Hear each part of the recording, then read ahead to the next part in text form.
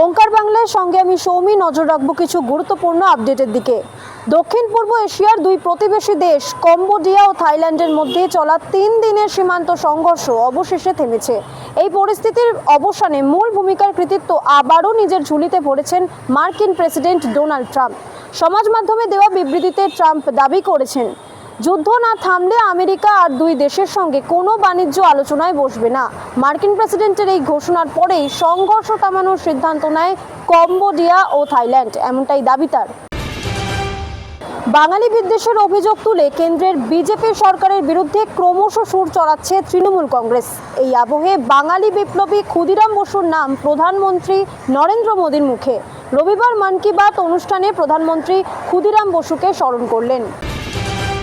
প্রতিষ্ঠা দিবসে কলকাতা বিশ্ববিদ্যালয়ের পরীক্ষায় আপত্তি টিএমসিপির। পরীক্ষা দিতেই হবে, দলের অনুষ্ঠান দেখে দিন ফেলা যায় না, এমনটাই জানিয়ে দিলেন উপাচার্য।